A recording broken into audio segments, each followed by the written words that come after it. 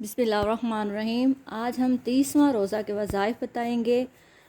ایک تو 30ویں روزے کو ہم 200 مرتبہ سورۃ اخلاص پڑھیں گے، اور اس کے بعد جیسے میں نے آپ کو بتایا تھا کہ ایک مٹھی بھر چاول لینے ہے یا گندم لینی ہے، وہ مٹھی میں ڈال کے آپ نے اول و آخر درود پاک پڑھنا ہے 3 مرتبہ، 100 مرتبہ بسم اللہ الرحمن الرحیم پڑھنی ہے، اور 100 مرتبہ سورۃ کوثر پڑھ کے اس چاولوں پہ پھونک مار دینی ہے۔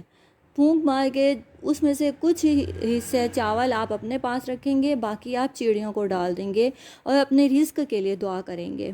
اور پھر اب ہم شروع کریں گے بعد نماز فجر یا عظیم 200 مرتبہ پڑھیں گے، اور بعد نماز ظہر یا رزاق 200 مرتبہ پڑھیں گے، بعد نماز عصر یا حکیم اے حکمت والے 200 مرتبہ پڑھیں گے، اور بعد نماز مغرب یا سمیع 200 مرتبہ پڑھیں گے، اور بعد نماز عشاء استغفار پڑھیں گے 40 مرتبہ۔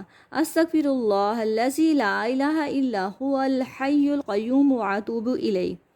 اس کے بعد ہم صلاۃ الحاجت 4 رکعت نفل 1 مرتبہ پڑھیں گے، اور اللہ تعالیٰ سے دعا کریں گے یا رب العالمین ہم سب کی مشکلات آسان فرما دے، ہم سب کے گھروں میں خیر و برکت عطا فرما دے، ہم سب کی دل جائز حاجات کو پورا فرما دے یا رب العالمین، ہم اس رمضان المبارک کے صدقے میں ہم سب کی مشکلات آسان کر دے، آمین۔ جزاک اللہ۔